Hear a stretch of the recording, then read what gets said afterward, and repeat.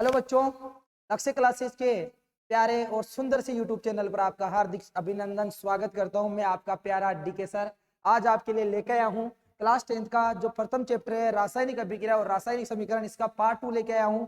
Part 1 में अपन कुछ बातें डिस्कस कर चुके हैं, भौतिक परिवर्तन के बारे में, रासायनिक परिवर्तन के बारे में, रासायनिक समीकरण के बारे में, शब्द समीकरण के बारे में और ढांचा रासायनिक समीकरण के बारे में मैं आपको बता चुका हूं। आज अपन बात करने वाले हैं कि किस प्रकार रासायनिक समीकरण को संतुलित किया जाता है। तो बच्चों पूरा वीडियो देखिएगा, रासायनिक समीकरण को किस प्रकार संतुलित किया जाता है मैं आपको बताने वाला हूं। मेरे लाडलो पूरे वीडियो में बना रहिएगा। तो इस टॉपिक को शुरू करने से पहले मैं आपको बताना चाहता हूं कि रासायनिक समीकरण को संतुलित करने के लिए कुछ नियम यहाँ पर दिए गए हैं। तो उन नियमों को मैं एक एग्जाम्पल की सहायता से आपको समझाना चाहूंगा। एक रासायनिक समीकरण की सहायता लेने चाहूंगा। जैसे जो आयरन होता है, ये नमी की उपस्थिति में यहाँ पर एक कंपाउंड बनाता है Fe3O4 plus H2 hydrogen gas. इस कंपाउंड का नाम है बेटा फेरिक ऑक्साइड। इस कंपाउंड का नाम क्या है? Ferric oxide. इस कंपाउंड का नाम है फेरिक ऑक्साइड। और यहाँ पर ये लोहा है, ये जल की उपस्थिति में फेरिक ऑक्साइड और हाइड्रोजन गैस का निर्माण करता है। तो दोस्तों इस समीकरण को संतुलित करना है, क्योंकि आप देख सकते हो कि जो समीकरण है एक असंतुलित समीकरण है। यहाँ पर अभिकारक तीर की निशान की जो इधर वाला हिस्सा होता है, लेफ्ट वाला हिस्सा होता है, एलएचएस वाला पार्ट होता है, उसको अभिकारक कहा जाता है। और उत्पाद में तत्वों की परमाणु संख्या है वो आप देख सकते हो, अभिकारक में और उत्पाद में तत्वों की परमाणु संख्या समान नहीं है। इसलिए दोस्तों ये एक असंतुलित रासायनिक समीकरण है। इसको संतुलित करने के कुछ नियम हैं। तो पहला नियम मैं आपको बताने जा रहा हूं। सबसे पहले सर्वप्रथम रासायनिक अभिक्रिया में, सर्वप्रथम रासायनिक समीकरण में दिए गए यौगिकों के सूत्र को में बंद कर लीजिए। बॉक्स के अंदर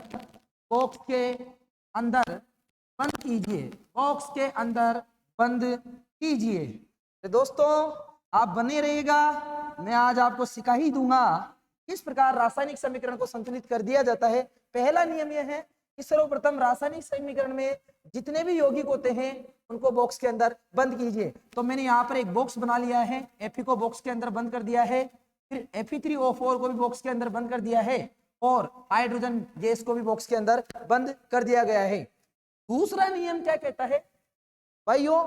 दूसरा नियम ये कहता है कि आपका जो बॉक्स बनाया है इसमें अभिकारक में जो एलएचएस पार्ट होता है उसको क्या बोलते हो आप? अभिकारक बोलते हो। और जो आरएचएस पार्ट होता है वो उत्पाद बोलते हैं। तो दूसरा जो नियम ये कहता है कि अभिकारकों में और उत्पादों में जो तत्वों के परमाणुओं की संख्या है उसको बॉक्स बनाकर आप नोट आउट कीजिए, जिससे आपको पता चल पाएगा कि अभिकारक में तत्वों के परमाणुओं की संख्या कितनी है और उत्पाद में तत्वों की परमाणु की संख्या कितनी है। तो दूसरे नियम में क्या किया जाता है कि अभिकार को एवं उत्पाद में तत्वों की परमाणु की संख्या को बॉक्स बनाकर लिखा जाता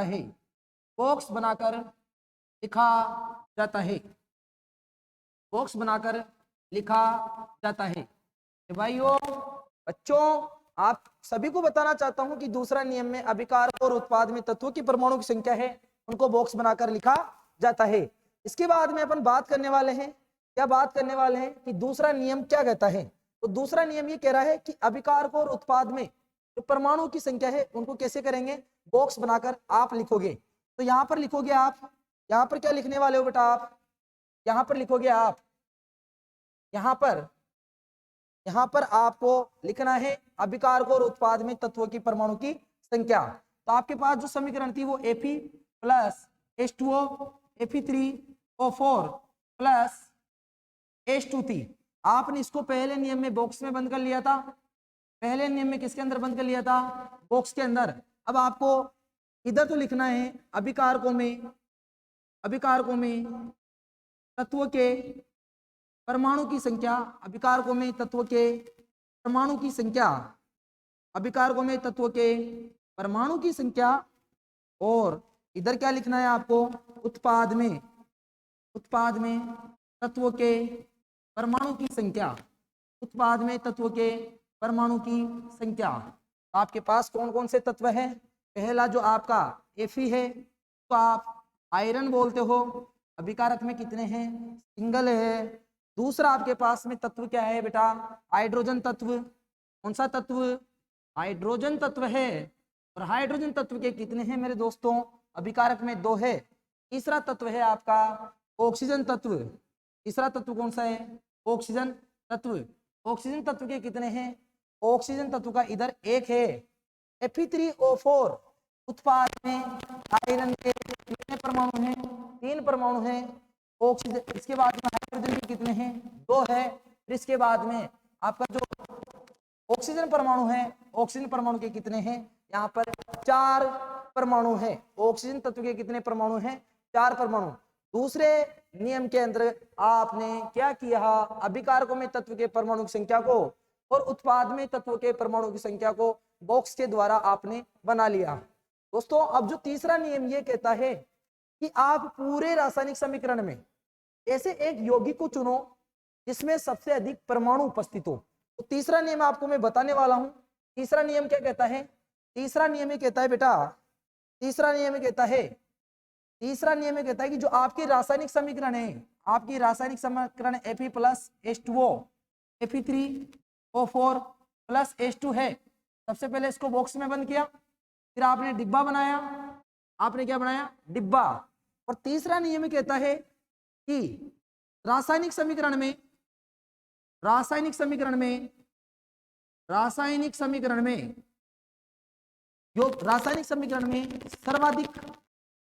सर्वाधिक परमाणु वाले यौगिकों को चुने, सर्वाधिक परमाणु वाले यौगिकों को चुने तथा उस यौगिक में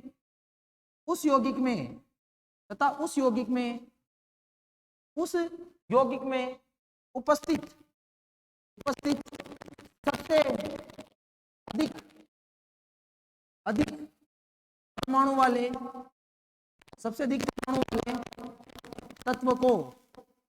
अधिक परमाणु वाले तत्व को सर्वप्रथम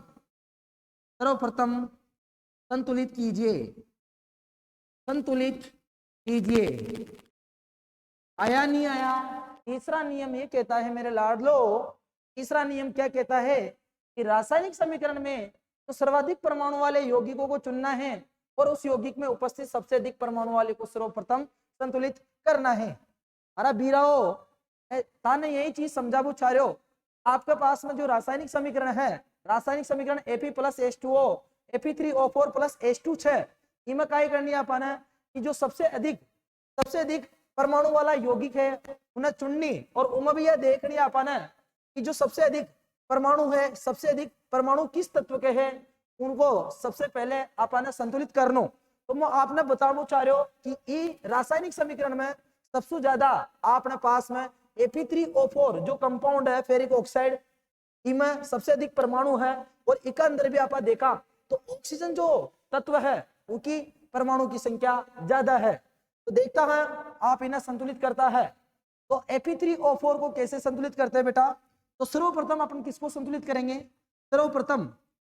सर्वप्रथम ऑक्सीजन परमाणु को संतुलित करेंगे। सर्वप्रथम किसको? ऑक्सीजन परमाणु को संतुलित कर देंगे। ऑक्सीजन परमाणु को संतुलित करेंगे। किसको करेंगे? सर्वप्रथम संतुलित ऑक्सीजन परमाणु को संतुलित करेंगे। क्योंकि आपने किसको चुना? Fe3O4 को चुना, क्योंकि इसमें सर्वाधिक परमाणु उपस्थित है और इसके अंदर भी किसके हैं? ऑक्सीजन के। तो अभिकारक में ऑक्सीजन देखना, अभिकारक में ऑक्सीजन कितने हैं? अभिकारक में ऑक्सीजन है, अभिकारक में ऑक्सीजन परमाणु की संख्या कितनी है? 1। और उत्पाद में कितनी है? उत्पाद में ऑक्सीजन परमाणु की संख्या कितनी है? उत्पाद में ऑक्सीजन परमाणु की संख्या कितनी है बेटा? आपके पास में 4 है। कितनी है बेटा? 4। तो आपके पास उत्पाद में ऑक्सीजन परमाणु संख्या 4 है और अभिकारक में कितनी है? 1 है। तो इधर भी 4 करने के लिए आप क्या कर सकते हो, जो आपका H2O है उसको कितने से गुणा करोगे? 4 से गुणा कर सकते हो। तो अपने पास में दूसरी स्टेप क्या आने वाली है? दूसरी स्टेप ये आने वाली है कि ऑक्सीजन परमाणु को संतुलित करने के लिए, ऑक्सीजन परमाणु को संतुलित करने के लिए क्या करेंगे?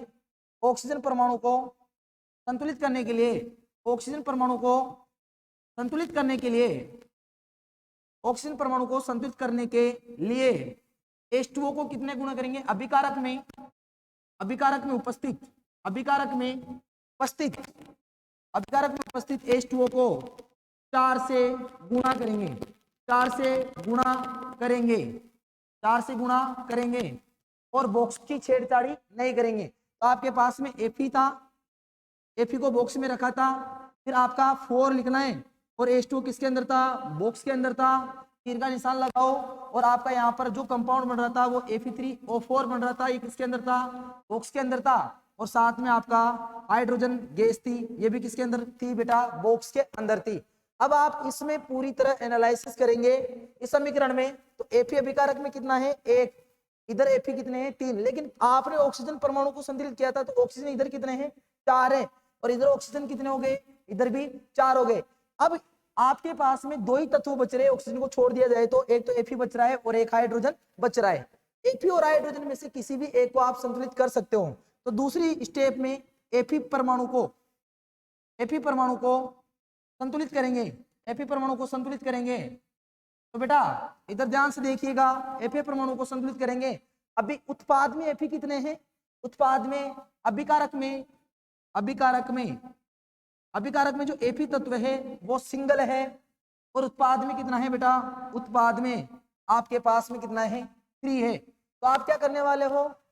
Fe को भी कितने से गुणा कर दोगे? 3 से गुणा कर दोगे अभिकारक की तरफ, तो ये संतुलित होगा नहीं होगा? तो थर्ड स्टेप में आपने 3Fe, इसको बॉक्स में रहने देना है Fe को, प्लस 4H2O, फिर क्या करोगे आप? इधर Fe3O4 को बॉक्स के अंदर रहने देना और साथ में आपका क्या बन गया यहाँ पर? H2O, इसको भी बॉक्स के अंदर रहने देना। अब इस समीकरण को फिर से एनालिसिस करेंगे तो यहाँ पर Fe के कितने हैं? 3 है। यहाँ पर भी उत्पाद में Fe के कितने परमाणु हैं? 3 परमाणु हैं। इधर फिर बात करते हैं ऑक्सीजन के, तो ऑक्सीजन के अभिकारक में कितने परमाणु हैं? 4 है। और इधर भी उत्पाद में ऑक्सीजन तत्व के परमाणु कितने हैं? 4 है। अब आपका केवल एक ही तत्व बच रहा है, हाइड्रोजन अभिकारक में कितने हैं? 4 दूनी 8 है और उत्पाद में ओनली कितने हैं? 2 है। तो इधर उत्पाद की तरफ कितने से गुणा करोगे? हाइड्रोजन को, H2 को कितने से गुणा करोगे? 4 से गुणा करने पर आपके पास में जो समीकरण आएगी वो क्या आ जाएगी बेटा? आपके पास में यहाँ पर जो समीकरण आने वाली है वो क्या आने वाली है? आपके पास में यहाँ पर समीकरण आ जाएगी, पहले वाली जो समीकरण थी आपकी वो क्या थी बेटा? यहाँ पर पहले वाली जो समीकरण है वो क्या है? 3Fe। यहाँ पर क्या करोगे? 4H2O, ये पहले वाली समीकरण लिख रहा हूँ एक बार फिर से बेटा। और यहाँ पर आपका Fe3O4 प्लस H2, लेकिन अब अपने को हाइड्रोजन को बैलेंस करना है तो उधर 4 से गुणा करने पर आपके पास में क्या समीकरण प्राप्त हुई? 3Fe। क्या प्राप्त हो रही है बेटा? आपके पास में 3Fe प्राप्त हो रही है, 3Fe। फिर आगे क्या प्राप्त हुई बेटा? 4H2O, फिर आगे क्या मिला आपको? Fe3O4, ये बॉक्स में रहेगा और साथ में आपका H2, और H2 कितने से गुणा करेंगे? 4 से गुणा करने पर। अब पूरी समीकरण को एक बार और देखिएगा दोस्तों, अभिकारक में भी Fe है, आप लास्ट में यहाँ पर बॉक्स बना सकते हो, संतुलित है या नहीं है उसके लिए अभिकारकों में परमाणु की संख्या और उत्पाद में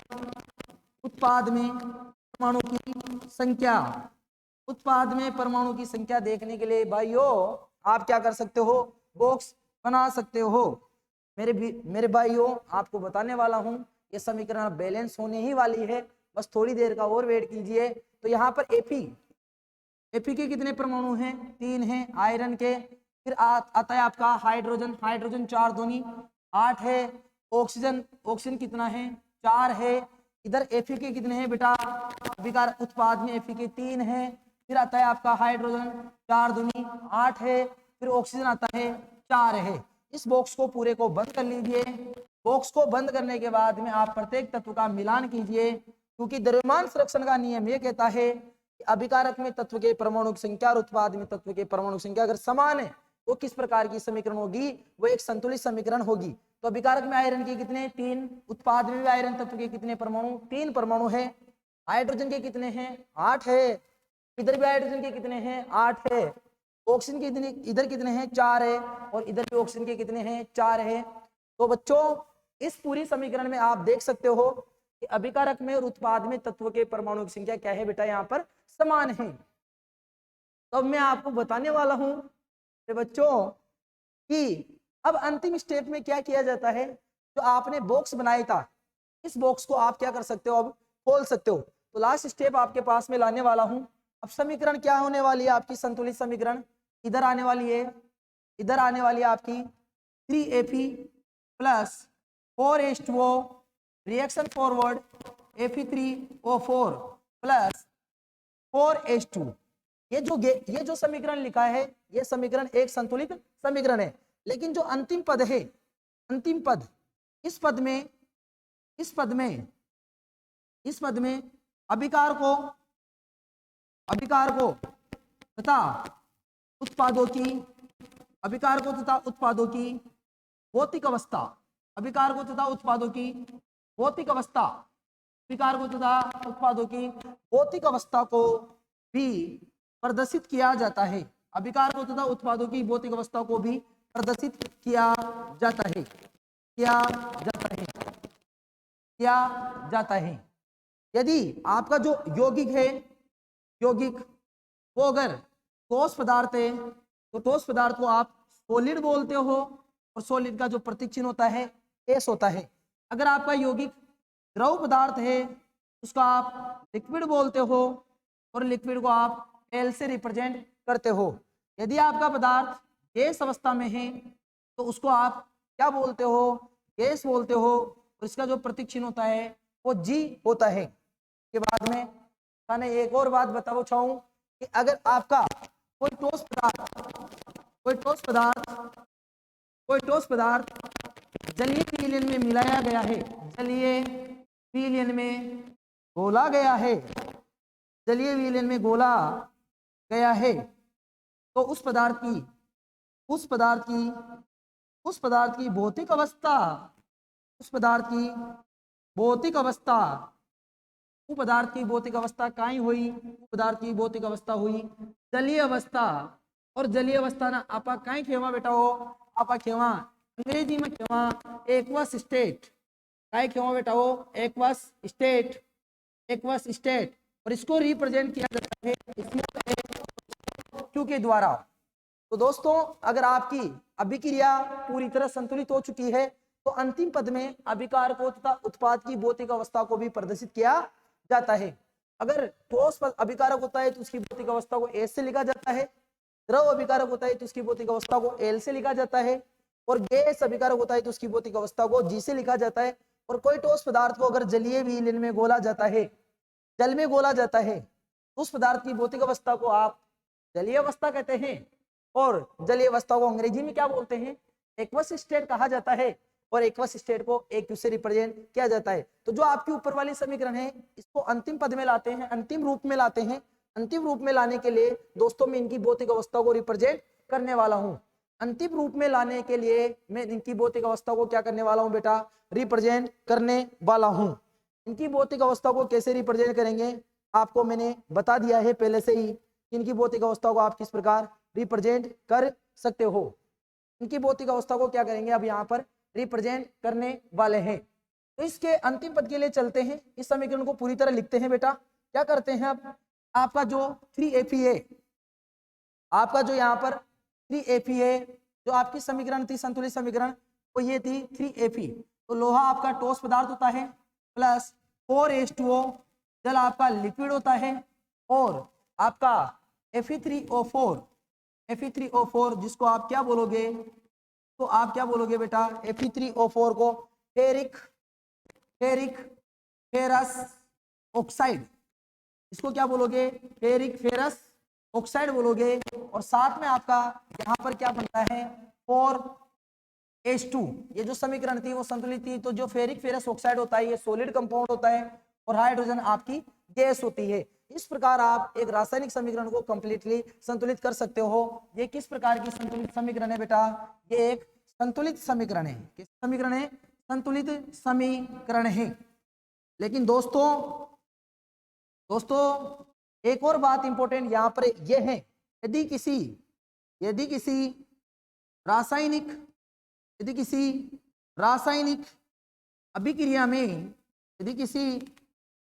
अभिक्रिया में, विशेष परिस्थितियां जैसे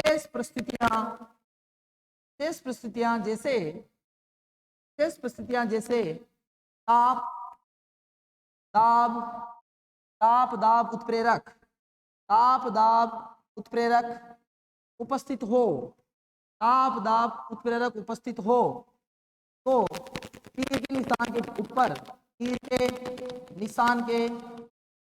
तीर के निशान के ऊपर या नीचे की तरफ, तीर के निशान के ऊपर या नीचे की तरफ उनको, तीर के निशान के ऊपर या नीचे की तरफ उनको प्रदर्शित किया जाता है। आपकी जो ऊपर वाली समीकरण थी वो बैलेंस हो चुकी है, लेकिन फिर भी अगर कोई रासायनिक समीकरण ऐसे आ जाए इसमें ताप दिया गया हो, प्रेरक दिया गया हो, तो उनको क्या किया जाता है, ताप दाब उत्प्रेरक को, जो ये तीर का निशान है, ये तीर का निशान ये इस बात को इंगित करता है कि अभिकारक से क्या बन रहे हैं बेटा, उत्पाद बन रहे हैं। और इस तीर के निशान के ऊपर ताप और दाब और उत्प्रेरक को आप क्या कर सकते हो, इंगित कर सकते हो। उदाहरण के माध्यम से मैं आपको बताना चाहूंगा किस प्रकार की रासायनिक, किस प्रकार उत्प्रेरक ताप दाब को तीर के निशान के ऊपर और नीचे निरूपित किया जाता है। तो पहला उदाहरण है आपके पास यहाँ पर कि जो पहला उदाहरण ये है बेटा कि जो आपकी CO गैस होती है, कार्बन मोनोऑक्साइड गैस होती है, ये क्या करती है, ये कार्बन मोनोऑक्साइड जो गैस होती है, कार्बन मोनोऑक्साइड गैस क्या करती है बेटा, हाइड्रोजन गैस की उपस्थिति में, कार्बन मोनोऑक्साइड गैस क्या करती है, हाइड्रोजन गैस की उपस्थिति में, कार्बन मोनोऑक्साइड गैस होती है वो हाइड्रोजन गैस की उपस्थिति में 340 एटीएम दाब पर, कितने दाब पर, 340 एटीएम दाब पर कौन सा कंपाउंड बनाती है, CH3OH, इसको आप बोलते हो मेथेनॉल। क्या बोलते हो बेटा, मेथेनॉल। एक कार्बन को मेथ बोला जाता है, सिंगल बॉन्ड है इसलिए N लगाया, और OH समूह है तो लास्ट में आप क्या लगा सकते हो, मेथेनॉल लगा सकते हो। यह आपका लिक्विड कंपाउंड होता है, यह आपकी गैस है और ये आपकी कार्बन मोनोऑक्साइड गैस है। तो इस प्रकार आप तापमान दाब को आप तीर के निशान के ऊपर दर्शा सकते हो। दूसरी जो अभिक्रिया होती है वो यहाँ पर उदाहरण के तौर पे बताना चाहूंगा, प्रकाश संश्लेषण की अभिक्रिया। प्रकाश संश्लेषण की अभिक्रिया क्या होती है कि प्रकाश संश्लेषण की अभिक्रिया में 6CO2 कार्बन डाइऑक्साइड गैस की उपस्थिति में और 12H2O जल की उपस्थिति में, ये गैस है ये जल है, और यहाँ पर प्रकाश संश्लेषण के लिए क्या चाहिए, सूर्य का प्रकाश, ये ताप का काम कर रहा है यहाँ पर, सूर्य का प्रकाश, और नीचे की तरफ यहाँ पर क्लोरोफिल जो हरित वर्णक होता है, पत्तियों में पाया जाता है, इसकी उपस्थिति में ये क्या बनाते हैं, C6H12O6 जो आपका ग्लूकोज होता है। साथ में इस अभिक्रिया में 6O2 ऑक्सीजन गैस भी बाहर निकलती है, और साथ में बेटा आपका यहाँ पर 6H2O जो आपकी जल की हानि भी होती है वो वाष्पोत्सर्जन की प्रक्रिया के द्वारा, रंध्र के द्वारा समय समय पर बाहर निकाल दी जाती है। तो ये कौन सी समीकरण लिखी है मैंने, प्रकाश संश्लेषण की अभिक्रिया लिखी है। पेड़ पौधे होते हैं वो कार्बन डाइऑक्साइड गैस और जल की उपस्थिति में सूर्य का प्रकाश हो, और आपका क्लोरोफिल होता है, ये क्लोरोफिल यहाँ पर किसका काम करता है, उत्प्रेरक का काम करता है। क्लोरोफिल यहाँ किसका काम करता है, उत्प्रेरक का काम करता है। और आपकी क्या बन जाता है इस समीकरण अभिक्रिया में, ग्लूकोज बनता है, ऑक्सीजन गैस बनती है और 6H2O यहाँ पर बनता है। तो इस प्रकार आप किसी भी रासायनिक अभिक्रिया में अगर ताप, दाब और उत्प्रेरक होता है तो उनको तीर के निशान के ऊपर या नीचे आप प्रदर्शित कर सकते हो। इस प्रकार मैंने आपको एक उदाहरण के माध्यम से सिखाया है कि किस प्रकार रासायनिक अभिक्रिया को आप संतुलित कर सकते हो। अब नेक्स्ट टॉपिक की तरफ चलते हैं अपन। कुछ एग्जाम्पल के द्वारा मैं आपको सिखाना चाहूंगा। वायु, पहला क्वेश्चन है आपका कि वायु में जलाने पर, पहला क्वेश्चन क्या है, वायु में जलाने पर मैग्नीशियम रिबन को साफ क्यों किया जाता है। इस क्वेश्चन को मैंने मेरे प्रीवियस वीडियो में बता दिया है। आप पहला वीडियो देखकर ही सेकंड वीडियो देखिएगा, कि पहला वीडियो देखने के बाद में आपको दूसरा वीडियो समझ में आएगा। तो सबसे पहले पहले वीडियो पे जाइए, फिर दूसरे वीडियो पे आइए। हाइड्रोजन क्लोरीन और हाइड्रोजन प्लस क्लोरीन गैस और क्या बन रहा है यहाँ पर, हाइड्रोजन क्लोराइड बन रहा है। यहाँ पर क्या बन रहा है बेटा, हाइड्रोजन क्लोराइड। तो ये तो एक सीधी सी रासायनिक समीकरण है, यहाँ पर ही समझाने की कोशिश करूंगा। हाइड्रोजन गैस का सूत्र होता है वो H2 होता है। इसके बाद में क्लोरीन गैस का जो सूत्र होता है वो Cl2 गैस होता है। क्लोरीन गैस का सूत्र होता है Cl2। ये अभिक्रिया कर रहे हैं और कौन सी गैस बना रहे हैं, हाइड्रोजन गैस। बेटा H के ऊपर होता है प्लस और Cl के ऊपर होता है माइनस, तो कौन सी गैस बनने वाली है, HCl गैस बनने वाली है। और इस गैस को आप कौन सी गैस बोल रहे हो, हाइड्रोजन क्लोराइड गैस बोल रहे हो। अभिकारक में हाइड्रोजन के कितने, हाइड्रोजन तत्व के कितने परमाणु, 2 परमाणु हैं, और क्लोरीन गैस के कितने परमाणु, 2 परमाणु हैं, लेकिन उत्पाद में केवल दोनों के एक एक ही है, इसलिए HCl को 2 से यहाँ से गुणा कर देंगे। तो ये पूरी तरह कौन सी समीकरण हो गई, एक संतुलित समीकरण हो गई। दूसरा उदाहरण ध्यान से देखिएगा। बेरियम क्लोराइड की क्रिया एल्यूमिनियम सल्फेट के साथ करा रहे हो, तो आप बेरियम सल्फेट बना रहे हो और एल्यूमिनियम क्लोराइड बना रहे हो। बेरियम क्लोराइड की क्रिया आप एल्यूमिनियम सल्फेट से करवा रहे हो, तो बेरियम सल्फेट और एल्यूमिनियम क्लोराइड। तो बेटा ध्यान से देखिएगा, इस क्वेश्चन को कैसे समझा रहा हूं मैं आपको, कि बेरियम क्लोराइड की क्रिया किससे करानी है आपको, एल्यूमिनियम सल्फेट से।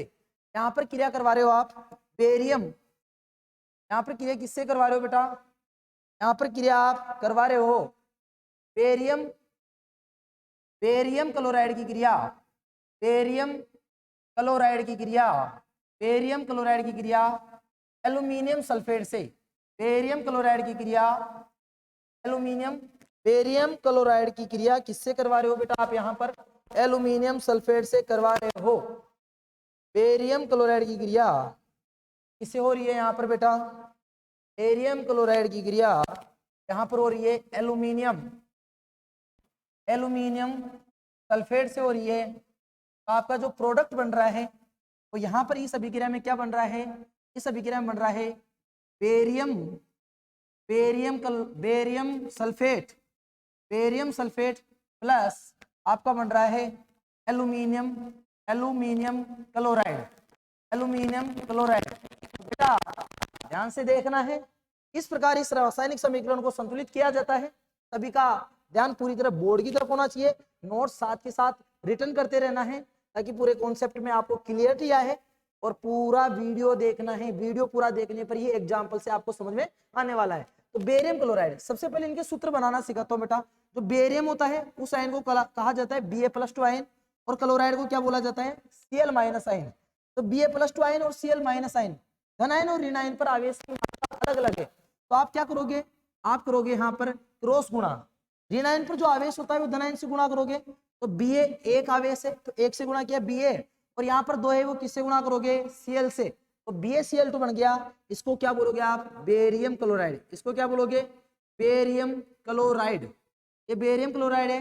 फिर आप किसके साथ रिएक्शन करवा रहे हो, एल्यूमिनियम सल्फेट के साथ। एल्यूमिनियम आयन को बोला जाता है बेटा क्या, एल्यूमिनियम आयन को बोला जाता है Al+3, और सल्फेट आयन को बोला जाता है SO4-2। तो दोस्तों आपको बताना चाहूंगा, धन आयन और ऋण आयन पर अलग अलग आवेश से 100% क्रॉस गुणा होगा। क्रॉस गुणा तो होगा, परंतु यहाँ पर ध्यान देने योग्य बात यह है कि जब ऋण आयन पर आवेश धन आयन से कम हो और ऋण आयन ऐसा हो जिसमें 2 या 2 से अधिक तत्व हो, यहाँ पर SO4 में सल्फर और ऑक्सीजन 2 से ज्यादा तत्व है और एल्यूमिनियम से कम चार्ज है, तो सल्फेट SO4 को हमेशा कहाँ रखना है, कोष्टक में रखना है। तो 2 को गुणा यहाँ से करेंगे तो यहाँ पर आपका क्या हो जाएगा, Al2। ठीक है, SO4 को किस में रखोगे, कोष्टक में रखोगे, और 3 को यहाँ से गुणा करोगे तो आपका क्या बन गया, Al2SO4 का होल थ्राइस। रिएक्शन होने पर जो प्रोडक्ट बन रहा है आपका, वो प्रोडक्ट क्या बन रहा है बेटा, बेरियम सल्फेट। Ba+2 आयन को बोला जाता है बेरियम आयन, और SO4-2 आयन को बोला जाता है सल्फेट आयन। जब धनायन और ऋणायन का आवेश बराबर हो जाता है तो आवेश कट जाता है, और यहाँ पर जो आपका कंपाउंड बनेगा वो क्या बन जाएगा, BaSO4। तो एक अवक्षेप होता है, क्या होता है, एक अवक्षेप। और ये अवक्षेप का रंग भी मैं आपको बता सकता हूँ, श्वेत रंग का अवक्षेप होता है। अविलेय पदार्थ को अवक्षेप कहा जाता है। साथ में यहाँ पर जो आपका लास्ट कंपाउंड बन रहा है एल्यूमिनियम क्लोराइड, बेटा आपको बताना चाहूंगा एल्यूमिनियम आयन को Al+3 बोला जाता है, क्लोराइड को Cl- बोला जाता है। यहाँ पर क्या होगा, क्रॉस गुणा होगा, और यहाँ पर आपका क्या बन जाएगा, Al, एक से गुणा किया Al, और Cl को कितने से गुणा करोगे, 3 से, तो आपका बन गया AlCl3। तो इस प्रकार आपकी जो शब्द समीकरण थी उसको आपने किस में बदल दिया, रासायनिक समीकरण में बदल दिया। BaCl2 Al2SO4 का उल्टराइस, BaSO4 और AlCl3। सबसे पहले क्या करोगे, जो रासायनिक समीकरण है इसको सबसे पहले चरण में क्या करते हैं, कोष्टक में बंद करते हैं। तो पूरी तरह इसको किस में बंद कर देंगे, कोष्टक में बंद कर देंगे। यहाँ पर इसको पूरी को कोष्टक में बंद कर दिया, यौगिकों के सूत्र को कोष्टक में बंद कर दिया।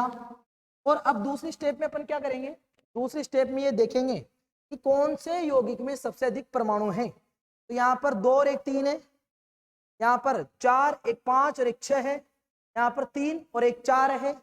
इसमें जरा ध्यान से देखिएगा, 4 3 12, 12 और 3 15 और 2 17। तो सबसे अधिक जो परमाणु वाला यौगिक है वो कौन सा है, Al2SO4। तो इस समीकरण को आगे लिखते हैं बेटा, और आगे मैं आपको बताने की कोशिश करता हूं। तो आपकी जो समीकरण थी वो क्या थी बेटा, आपकी जो समीकरण थी वो क्या थी, आपकी समीकरण यहाँ पर जरा ध्यान से देखिएगा, PaCl2 प्लस Al2SO4 का whole thrice, reaction forward BaSO4 plus AlCl3। First step में कोष्टक में बंद, फर्स्ट स्टेप में किस में बंद, फर्स्ट स्टेप में किस में बंद, कोष्टक में बंद किया जाता है। फिर सेकंड स्टेप में अपन क्या करेंगे, सेकंड स्टेप में अपन ये देखेंगे किस यौगिक में सर्वाधिक परमाणु है, और इसको आप आराम से देख सकते हो। सर्वाधिक परमाणु अपने एल्यूमिनियम सल्फेट में आप सभी को नजर आ रहे हैं। आप आराम से लिख सकते हो कि इस रासायनिक समीकरण में, इस रासायनिक समीकरण में, इस रासायनिक समीकरण में सर्वाधिक, इस रासायनिक समीकरण में सर्वाधिक परमाणु वाला, सर्वाधिक परमाणु वाला जो आपका यौगिक है वो क्या है। यहाँ पर प्रॉब्लम हो रही है, चलो कोई दिक्कत नहीं है, प्रॉब्लम सोल्व हो चुकी है। सर्वाधिक परमाणु वाला यौगिक Al2SO4 का होल थ्राइस है, जिसमें भी सर्वाधिक परमाणु, जिसमें भी सर्वाधिक परमाणु ऑक्सीजन तत्व के ना 4 3 12 ऑक्सीजन तत्व के हैं। अतः सबसे पहले किसको संतुलित करेंगे, सबसे पहले ऑक्सीजन तत्व को संतुलित किया जाएगा, ऑक्सीजन तत्व को संतुलित करेंगे। भाइयों जो आपके पास समीकरण है BaCl2 Al2SO4 का उल्टराइस BaSO4 प्लस AlCl3, तो मेरे दोस्तों सबसे ज्यादा जो परमाणु है, सबसे ज्यादा परमाणु वाला यौगिक है वो Al2SO4 का उल्टराइस एल्यूमिनियम सल्फेट है। और इसमें भी जो सबसे ज्यादा परमाणु है ऑक्सीजन तत्व के हैं, 4 3 12 परमाणु हैं। तो सबसे पहले किसको संतुलित करेंगे, ऑक्सीजन को। ऑक्सीजन को संतुलित करने के लिए अभिकारक और उत्पाद में दोनों तरफ देख लेंगे कितने कितने ऑक्सीजन है, कहाँ कहाँ कमी हो रही है, कितने की कमी हो रही है, उधर अपने बढ़ा देंगे गुणा करके, ठीक है। तो सबसे पहले अभिकारक में देखते हैं, अभिकारक में देखते हैं। तो अभिकारक में कितने हैं बेटा ऑक्सीजन के, 4 3 12 है। और उत्पाद में कितने हैं, उत्पाद में कितने हैं बेटा ऑक्सीजन के, 4 है। तो कितने की कमी हो रही है, इधर कमी हो रही है, अभी तो बहुत कमी हो रही है, इधर तो 4 ही है। कितनी की कमी है, 8 की कमी है। 8 की कमी कैसे दूर की जा सकती है कि अगर आगे मैं 3 से गुणा कर दूंगा BaSO4 को तो कितने हो जाएंगे, 4 3 12 हो जाएंगे। तो ऑक्सीजन तत्व को संतुलित करने के लिए ऑक्सीजन तत्व को संतुलित करने के लिए PaSO4 को PaSO4 को कितने से गुणा किया जाएगा? 3 से गुणा करने पर एक नई रासायनिक समीकरण आएगी। 3 से गुणा करने पर रासायनिक समीकरण आएगी, लेकिन कोष्टक की छेड़छाड़ी नहीं करनी, बॉक्स को ऐसा का ऐसा ही रखना है, तभी तो आपकी रासायनिक समीकरण संतुलित हो सकती है। ये नियम है कि बॉक्स को नहीं छेड़ा जाता है, तो ऐसा का ऐसा ही लिख देते हैं। PaCl2 प्लस Al2SO4 का होल थ्राइस, कोष्टक में बंद है तो कोष्टक में ही रहेगा। फिर आगे 3 से गुणा किया जाएगा, 3PaSO4। फिर क्या करेंगे? आगे एल्यूमिनियम ट्राइक्लोराइड भी तो है। अब आपकी ऑक्सीजन तो बैलेंस हो चुकी है, यहाँ पर 4 12, इधर भी 4 12। अब ऑक्सीजन संतुलित हो चुकी है, तो अब ये देखेंगे, सभी अभिकारकों को देख लिया जाएगा। ऑक्सीजन के बाद में अब ये देखेंगे कि किस तत्व के परमाणु ज्यादा है। तो यहाँ पर क्लोरीन के 2 है, सल्फर के कितने? इधर 3 है, उधर भी सल्फर के कितने हो चुके हैं? 3 हो चुके हैं। इधर अब क्लोरीन की देखते हैं, क्लोरीन की इधर 3 दूनी 6, 3 दूनी 6, 6 दो कितने हो रखे हैं बेटा? 8, 3 दूनी 6 और 6 दो कितने हो चुके हैं? 8। तो अब दूसरे नंबर पे जो आपका तत्व है वो क्लोरीन है, तो अब क्लोरीन को संतुलित किया जाएगा। क्लोरीन को संतुलित करने के लिए मैं आपको बताना चाहता हूं क्या करेंगे कि आपके पास जो रासायनिक समीकरण है वो क्या रखिए? आपके पास में जो रासायनिक समीकरण है वो क्या रखिए? PaCl2 प्लस Al2SO4 का whole thrice, reaction forward 3BaSO4 plus AlCl3 यहाँ पर इसका बॉक्स बना देंगे। अब क्या करते हैं? क्लोरीन को संतुलित करने के लिए, क्लोरीन को क्यों कर रहे हैं? क्योंकि क्लोरीन के तत्व ही ऑक्सीजन के तत्व के परमाणु के ऑक्सीजन के बाद में सर्वाधिक है। ऑक्सीजन की 4 12 थे, अब क्लोरीन के देखो 2 तो ये रहे, 2 तो यहाँ पर है ना, और 3 ये रहे। PaCl2 प्लस Al2SO4 का whole thrice plus 3BaSO4 plus AlCl3। अपने पास में कितने हैं? यहाँ पर सल्फर की इधर भी 3 है, इधर भी सल्फर वैलेंस हो चुकी है, 4 12 ऑक्सीजन, 4 12 ऑक्सीजन। अब आपके पास में 3 तत्व बच रहे हैं एल्यूमिनियम। एक काम करते हैं, अब जो भी बच रहे हैं ना उनका बॉक्स बना लेते हैं। क्लोरीन को पहले बैलेंस कर लो, इधर 2 तो ये रहे और उधर कितने हैं? 3 है। उधर कितने बेटा? 3 है। आपका जो समीकरण है वो पूरा सही लिखा हुआ है ना, बिल्कुल। BaCl2 प्लस Al2SO4 का whole thrice, BaSO4 plus AlCl3। अब कैलकुलेशन करते हैं तो 3 है उधर और इधर कितने बेटा? इधर है आपके पास में। तो एक काम करते हैं बेटा, इससे पहले जितने भी आ रहे हैं, जितने भी आपके तत्व बच रहे हैं, अब उनको बॉक्स के द्वारा बना लेते हैं। इस समीकरण को बॉक्स के द्वारा क्या करते हैं? जो भी अभिकारक के तत्व और उत्पाद के तत्व के परमाणु बचे हैं उनका एक बॉक्स बना लेते हैं। इधर बॉक्स बनाते हैं, अभिकारकों में परमाणु की संख्या, और इधर क्या बनाते हैं? उत्पाद में परमाणु की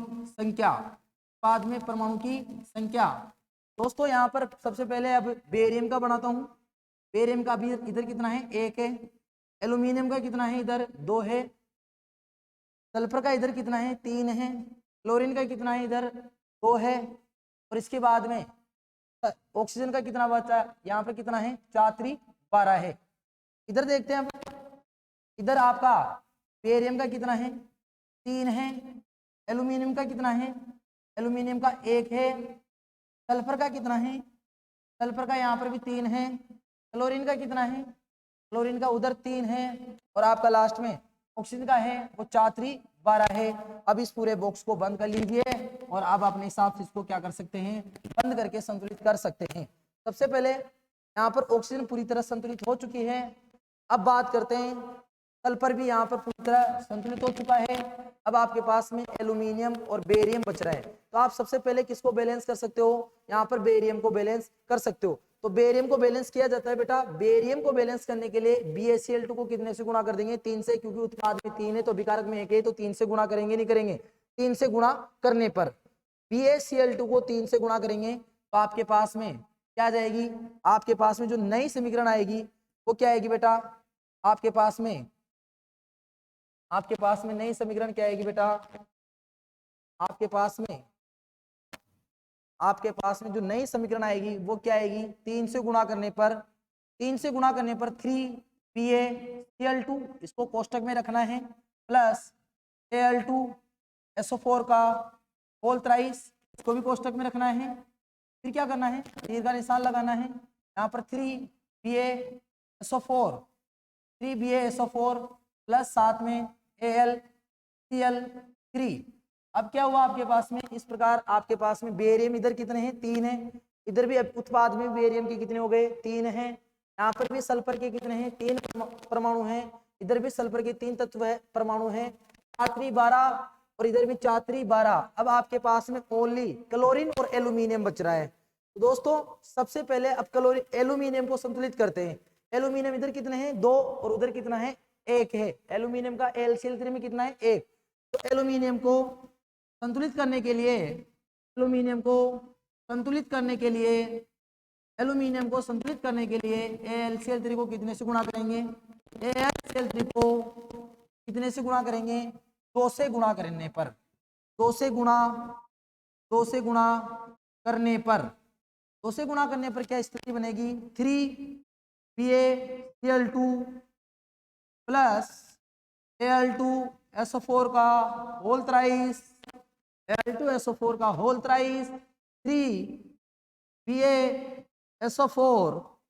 3BaSO4 प्लस क्या रह जाएगा आपका, यहाँ पर AlCl3 को कितने से गुणा करेंगे, यहाँ पर AlCl3 को 2 से गुणा करेंगे, तो ये 2 से गुणा करने पर अब जो समीकरण बची है उसको जरा ध्यान से देखिए। अभिकारक में बेरियम के तत्व कितने, अब देखो बेटा एल्यूमिनियम उधर कितने हो गए, 2 हो गए, इधर भी एल्यूमिनियम कितने हो गए, 2। अब क्लोरीन देख लो, 3 दूनी 6 है इधर, और उधर भी 3 दूनी क्या हो गए, 6। अब ये जो पूरी समीकरण लिखी है इसको आप बॉक्स से बाहर निकालकर चेक कर सकते हो। BaCl2 प्लस Al2SO4 का whole thrice, 3BaSO4 plus 2AlCl3। ये जो पूरी समीकरण है, इस पूरी समीकरण को ध्यान से देख लीजिए, एक संतुलित समीकरण है, क्योंकि अभिकारक में बेरियम के कितने, 3, BaCl2, क्लोरीन के कितने, 3 दूनी 6, इसके बाद में एल्यूमिनियम के कितने, एल्यूमिनियम के 2, सल्फर के कितने, 3 और ऑक्सीजन के कितने, 4×3=12। इधर उत्पाद में देख लीजिए, उत्पाद में कितने हैं, उत्पाद में आपके पास में बच रहे हैं बेरियम के 3 के बाद में आपके पास में बेरियम के बाद में क्लोरीन की बात की, क्लोरीन के 6 के बाद में सल्फर के 3, एल्यूमिनियम के 2 और ऑक्सीजन के 12, 4×3=12। अब देख लीजिए बेरियम में 3 अभिकारक में, बाद में बेरियम के 3, क्लोरीन के 6, इधर भी क्लोरीन के 6 और यहाँ पर एल्यूमिनियम के 2, उत्पाद में भी एल्यूमिनियम के 2, सल्फर के 3, इधर भी सल्फर के 3 और ऑक्सीजन के भी कितने, 12 और इधर भी ऑक्सीजन के कितने हैं, 12 है। तो ये पूरी रासायनिक समीकरण मेरे लाडलो, मेरे भाइयों क्या हो चुकी है, संतुलित हो चुकी है। अब बारी किसकी है, भौतिक अवस्थाओं को प्रदर्शित करने की। तो कैसे करोगे, इस समीकरण को बैलेंस कर दिया है तो अब इनकी भौतिक अवस्थाओं को भी प्रदर्शित किया जा सकता है। कैसे करेंगे बेटा, यहाँ पर क्या कर सकते हैं अपन, यहाँ पर कर सकते हैं जो आपकी समीकरण थी लास्ट स्टेप में, वो क्या थी बेटा आपकी समीकरण, यहाँ पर ये थी कि 3BaCl2 प्लस Al2SO4 का whole thrice, reaction forward 3BaCl2 plus 2AlCl3। आपको मैं बता देता हूँ, सॉरी यहाँ पर बेटा, यहाँ पर जो आपका कंपाउंड बनेगा वो 3BaSO4 बनने वाला है, 3BaSO4 इस कंपाउंड के बारे में बताना चाहता हूँ। इसका नाम है बेरियम सल्फेट, और ये श्वेत रंग का अविलेय अवक्षेप होता है। मतलब ये घुलता नहीं है तो इसकी भौतिक अवस्था ठोस होने वाली है। ये जलीय विलयन के अंदर होंगे तो ये एक्वस होने वाले हैं, ये भी जलीय विलयन के अंदर है तो ये भी एक्वस होने वाले हैं, और BaCl2 भी कौन सी भौतिक अवस्था में होने वाले हैं, एक्वस। इस प्रकार ये पूरी रासायनिक समीकरण आपके एक संतुलित समीकरण होने वाली है। ये किस प्रकार के समीकरण है, संतुलित समीकरण है दोस्तों। इस प्रकार आपने दूसरा क्वेश्चन पूरा सोल्व कर लिया है, और जो आपके पास में समीकरण आई है वो कैसी समीकरण आई है, संतुलित रासायनिक समीकरण आई है दोस्तों। अब नेक्स्ट क्वेश्चन की तरफ चलते हैं। नेक्स्ट क्वेश्चन आपका क्या होने वाला है, क्वेश्चन ध्यान से देखिए। पहला क्वेश्चन आपको करा दिया, पहला क्वेश्चन आपका पूरी तरह हो चुका है, पहला क्वेश्चन फर्स्ट वीडियो में करा दिया। दूसरे क्वेश्चन में पहला क्वेश्चन आपको यहीं कराया, ये वाला क्वेश्चन भी हो चुका है। अब तीसरा क्वेश्चन आया है सोडियम जल और सोडियम हाइड्रोक्साइड तथा हाइड्रोजन। सोडियम की क्रिया जल से करवानी है, सोडियम हाइड्रोक्साइड बनेगा और आपकी क्या बनेगी, हाइड्रोजन बनेगी। सोडियम की क्रिया जल के साथ, सोडियम की क्रिया के साथ, सोडियम की क्रिया किसके साथ बेटा, जल के साथ।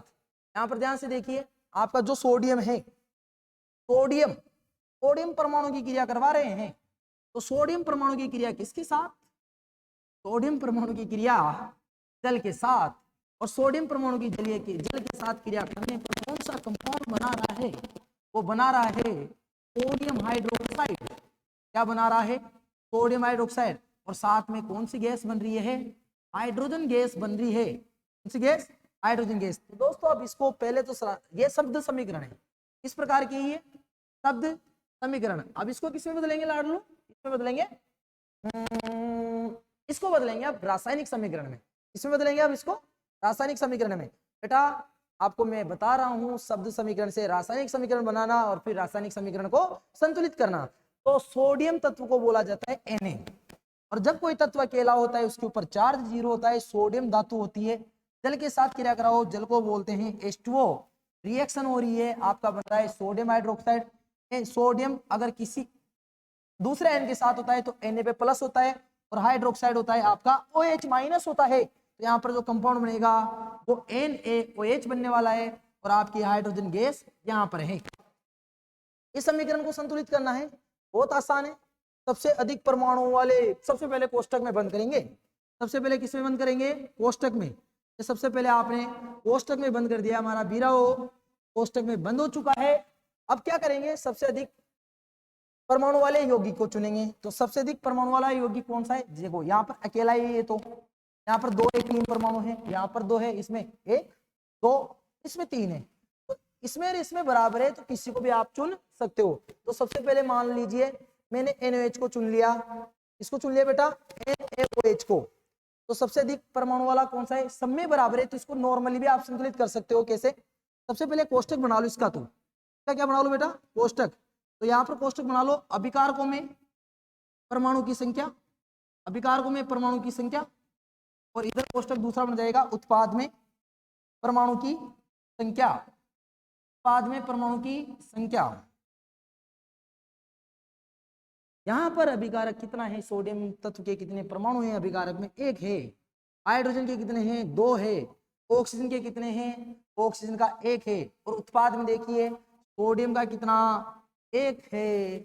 ऑक्सीजन का कितना है, ऑक्सीजन का 1 है। हाइड्रोजन का कितना है, हाइड्रोजन का 2 और 3 है। तो ये डिब्बा बन चुका है। डिब्बे को जरा ध्यान से देखिए, डिब्बे को डिब्बे में ही रहने देना है, डिब्बे के साथ छेड़छाड़ी नहीं करनी है। तो अब देखिए सोडियम को मिलाइए, इधर भी 1 इधर भी 1, सोडियम बैलेंस है, ऑक्सीजन भी बैलेंस है, ऑक्सीजन 1 और ऑक्सीजन 1। तो आपको संतुलित किसको करना है, हाइड्रोजन को। इधर कितने हैं, इधर हाइड्रोजन 3 है और इधर हाइड्रोजन 2 है। तो क्या किया जाए मेरे लाडलो, इसमें तो क्या किया जाए, इस हाइड्रोजन को तो कर दूं मैं किससे गुणा, 2 से गुणा। इस हाइड्रोजन को तो कर दूंगा मैं 3 से गुणा, तो भी कितने से करूंगा, 3 से। और यहाँ पर भी कितने से गुणा कर दूंगा, 3 से। यहाँ पर तो हाइड्रोजन को बैलेंस करना है, उधर हाइड्रोजन 3 है, उधर कर दूंगा मैं हाइड्रोजन टोटल कितने, इधर यहाँ पर हाइड्रोजन की संख्या है अब उत्पाद में 3 और अभिकारक में कितने हैं, 2 है। तो इधर भी आपको 3 करना है, इधर भी आपको कितने करना है, 3। 3 करने के लिए क्या करते हैं बेटा, इस समीकरण को देखिएगा ध्यान से। आपकी जो समीकरण है वो क्या है, यहाँ पर Na समीकरण है आपकी, यहाँ पर Na प्लस H2O, डिब्बे को डिब्बे में रहने देना, रिएक्शन फॉरवर्ड NaOH पे को डिब्बे में रहने देना और यहाँ पर आपका हाइड्रोजन H2 गैस बन रही है। तो अब इसको क्या किया जाएगा, इसको बैलेंस करना है। सोडियम दोनों तरफ एक एक, यहाँ पर हाइड्रोजन ऑक्सीजन भी इधर एक, इधर भी ऑक्सीजन एक है, इधर हाइड्रोजन 2 है और उधर हाइड्रोजन 3 है। काम करते हैं ना, इधर टोटल कितने हैं 3 है और इधर टोटल 2 है। तो इस पूरी को मैं गुणा कितने से कर दूं, इस पूरी को मैं गुणा कर देता हूं 3 से या 2 से गुणा कर देता हूं। कितने से गुणा करता हूं बेटा, बार देखिए इसको मैं बैलेंस करता हूं। Na प्लस H2O, यहाँ पर लगाते हैं 2NaOH प्लस H2, फिर यहाँ पर सोडियम के भी 2 लगाते हैं। इधर सोडियम के कितने हुए 2, इधर सोडियम के कितने हुए 2। अब हाइड्रोजन काउंट करना, हाइड्रोजन इधर हो गए 2, इधर हो गए 2 और 2 4, 2 और 2 4। अभी काम करते हैं इसको अगेन 2Na प्लस जल को भी 2 से गुणा कर देते हैं 2H2O, यहाँ पर बन जाएगा आपका 2NaOH और साथ में आपका क्या बन जाएगा H2। अब देखना इस समीकरण को बैलेंसिंग के लिए ध्यान से, यहाँ पर सोडियम के कितने 2, इधर भी सोडियम के कितने हैं 2 है, इधर हाइड्रोजन के देखना 2 दुआ 4, इधर भी कितने हैं 2 और 2 4 है। अब ऑक्सीजन भी इधर कितने हैं 2 है और इधर भी ऑक्सीजन कितने हैं 2 है। ये पूरी रासायनिक समीकरण क्या हो चुकी है आपकी, बैलेंस हो चुकी है। अभिकारक में भी सोडियम, अभिकारक में भी तत्व के परमाणु देख सकते हो आप। अभिकारक में देखो सोडियम के कितने हैं 2 है, हाइड्रोजन के कितने हैं 4 है और ऑक्सीजन के कितने हैं 2 है। उत्पाद में भी देख सकते हो, उत्पाद में भी सोडियम के कितने हैं, सोडियम के 2 है। इसके बाद में हाइड्रोजन के कितने देखे आपने 2, तो ये रहे 2 ये रहे 4 है और ऑक्सीजन के भी कितने हैं 2। यहाँ पर सोडियम के 2, इधर भी सोडियम के 2, इधर हाइड्रोजन के 4, इधर भी हाइड्रोजन के 4, ऑक्सीजन के 2, इधर भी ऑक्सीजन के 2। इस प्रकार ये पूरी समीकरण क्या हो चुकी है, बैलेंस हो चुकी है। अब आपको क्या करना है, आपको एक ही काम करना था बेटा, यहाँ पर आपको काम क्या करना था, आपको अब इनकी भौतिक अवस्थाएं बतानी है। सोडियम धातु है S, अंतिम रूप में लिख सकते हो इसको, क्या लिख सकते हो बेटा कि इस प्रकार इसको बैलेंस किया जाता है। बैलेंस तो खोल के लिख सकते हैं। अब इसको 2Na यहाँ पर क्या लिखोगे 2Na प्लस 2H2O 2NaOH और साथ में आपका क्या बन गया H2। इसकी भौतिक अवस्था धातु है तो S सॉलिड, ये जल है तो लिक्विड, ये एक्वस सोडियम कास्टिक सोडा और ये आपकी क्या बन गई गैस। इस प्रकार ये पूरी कैसी समीकरण हो चुकी है, पूरी समीकरण एक संतुलित रासायनिक समीकरण हो चुकी है। क्या हो चुकी है, ये संतुलित रासायनिक समीकरण के हो चुकी है। ये एक संतुलित रासायनिक समीकरण है। इस प्रकार रासायनिक समीकरण को संतुलित किया जाता है। नेक्स्ट क्वेश्चन की तरफ चलते हैं। नेक्स्ट क्वेश्चन आपका क्या है, तो बेटा इस क्वेश्चन के बारे में आप बात कर चुके हो। कौन कौन से क्वेश्चन के बारे में बात कर चुके हो, ये वाला क्वेश्चन हो गया, इस क्वेश्चन में ये हो गया, ये भी हो गया, ये भी हो गया। अब क्वेश्चन नंबर 3 की तरफ चलते हैं। क्वेश्चन नंबर 3 क्या है कि जल में बेरियम क्लोराइड और सोडियम सल्फेट के विलयन अभिक्रिया करके सोडियम क्लोराइड का विलयन और घुलनशील बेरियम सल्फेट का अवक्षेप बनाता है। क्या कर रहा है, बेरियम क्लोराइड किसके साथ अभिक्रिया कर रहा है बेटा, सोडियम सल्फेट के साथ अभिक्रिया कर रहा है। क्या बना रहा है, सोडियम क्लोराइड और आपका अघुलनशील बेरियम सल्फेट का अवक्षेप बना रहा है। बेटा अभी ये जो समीकरण है ये मैंने यहाँ पर संतुलित करवा दी है। यहाँ पर बेरियम क्लोराइड और एल्यूमिनियम सल्फेट था, यहाँ पर सोडियम सल्फेट है। इसको संतुलित करवा ही देता हूं मैं, आप बोल रहे हो बेटा तो कैसे कराते हैं। जल में बेरियम क्लोराइड है, जल में क्या है बेटा आपका बेरियम क्लोराइड और वो सोडियम सल्फेट के साथ क्रिया कर रहा है। तो जल में बेरियम क्लोराइड किसके साथ अभिक्रिया कर रहा है, जल में बेरियम क्लोराइड की अभिक्रिया हो रही है। जल में बेरियम क्लोराइड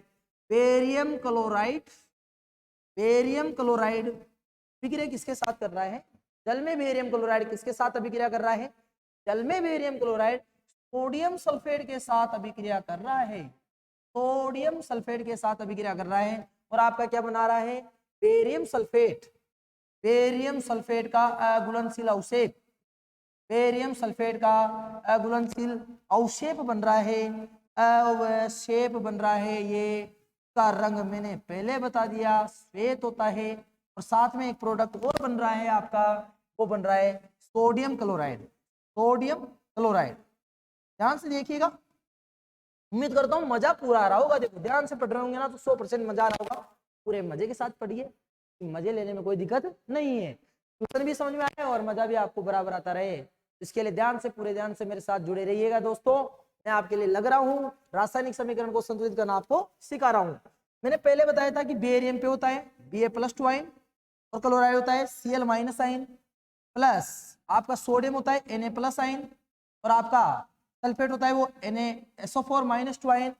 रिएक्शन हो रही है किसके साथ में, इन दोनों के, और क्या बन रहा है बेरियम सल्फेट, बेरियम का +2 और सल्फेट का SO4- और बढ़ रहा है आपका Na+, सोडियम को Na+ और क्लोराइड को Cl-। समीकरण बना सकते हो शब्द समीकरण से रासायनिक समीकरण, ये बन जाएगा आपका, क्रॉस गुणा होगा यहाँ पर तो 100%, एक गुणा किया तो Ba, दो से गुणा किया तो Cl2।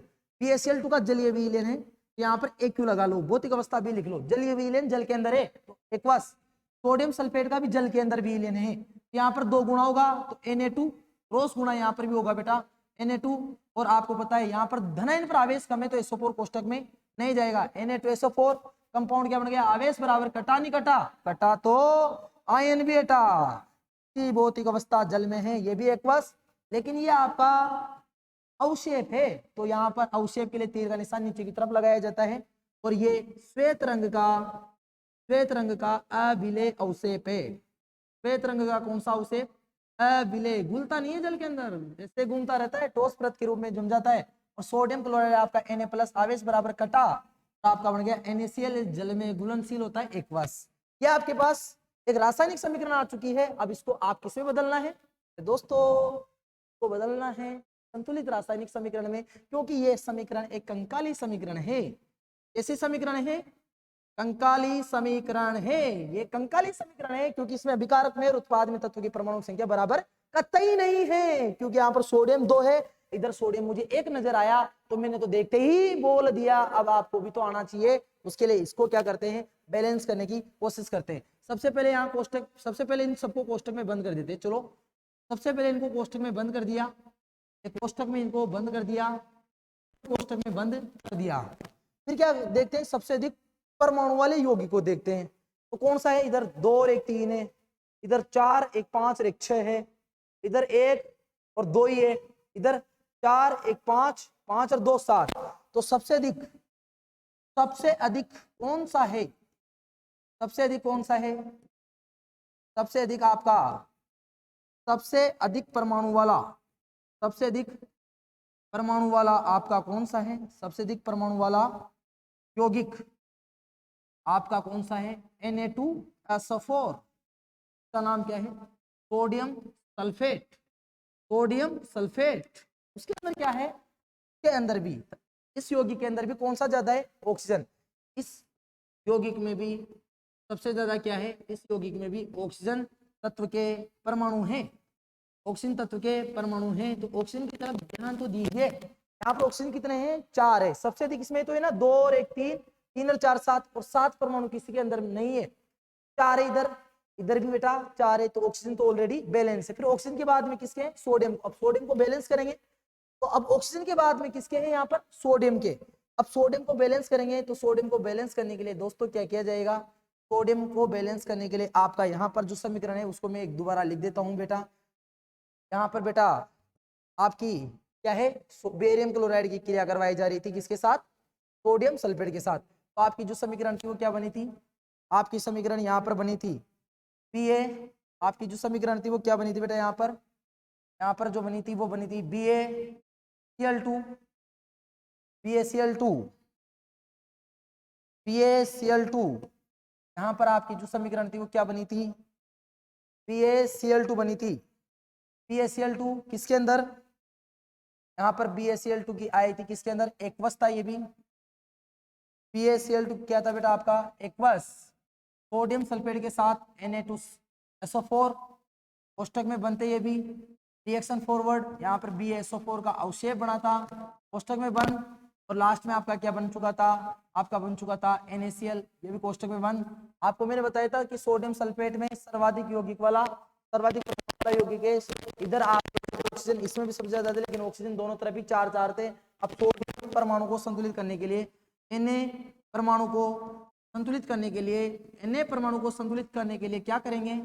Na परमाणु को संतुलित करने के लिए, Na परमाणु को संतुलित करने के लिए NaCl को कितने से गुणा कर देंगे? NaCl को 2 से गुणा करने पर, NaCl को 2 से गुणा करने पर, NaCl को 2 से गुणा करेंगे तो आपका क्या बन जाएगा? इसको कोष्टक में बंद करो पहले। ये BaCl2 एक्वस स्टेज में है, ये एक्वस प्लस एक्वस में था बेटा, आपका वो बाद में लिख देंगे। चलो Na2SO4 रिएक्शन फॉरवर्ड, BaSO4 कोष्टक बंद, ये कोष्टक बंद, और साथ में आपका अब 2 लग जाएगा और 2 NaCl बना। अब पूरे समीकरण को ध्यान से देख लीजिए एक बार। बेरियम की इधर भी 1 है, इधर भी बेरियम के 1 है, इधर अब सोडियम की कितने हो गए? 2, इधर भी सोडियम की कितने हो गए? 2, इधर ऑक्सीजन के कितने? 4, इधर भी ऑक्सीजन के 4, क्लोरीन की इधर भी कितने हैं? 2 है, इधर भी क्लोरीन के 2 है। तो ये कौन सी समीकरण हो चुकी है? अब संतुलित समीकरण हो चुकी है। तो इसकी संतुलित समीकरण में लिख देता हूं। संतुलित समीकरण कैसे लिखोगे आप? BaCl2 भौतिक अवस्था जल में है एक्वस, Na2SO4 जल में है एक्वस, BaSO4 उत्पाद बन रहा है ये तो, और अविलय उसे भाई साहब, तो पूरा लिखना पड़ेगा आपको। लिखोगे पूरा तरीके से लिखना पड़ेगा। पूरा तरीके से कैसे लिखोगे? वो बेटा बता रहा हूं आपको कैसे लिखोगे, ठीक है? कैसे लिखना है पूरा तरीके से, कैसे लिखना है आपको? यहाँ पर लगेगा BaSO4 अवशेप है, तीर का निशान नीचे लगेगा, श्वेत अवशेप है, श्वेत रंग का अवशेप, याद रखना है इसको, श्वेत रंग का अविलय अवशेप, अविलय अवशेप। दोस्तों तो क्या बन चुका है? यहाँ पर बन चुका है 2 NaCl, जल के अंदर था, एक्वस लगा दो। ये समीकरण कैसे समीकरण है? एकदम बैलेंस समीकरण है। इस प्रकार दोस्तों रासायनिक समीकरण का जो एक और नया एग्जाम्पल है, शब्द समीकरण से पहले रासायनिक समीकरण बनाना और रासायनिक समीकरण को फिर संतुलित करना। लास्ट क्वेश्चन है इस पूरे इसका बेटा, उस क्वेश्चन को आप संतुलित, इसको भी आप बैलेंस कीजिएगा। अगर आपको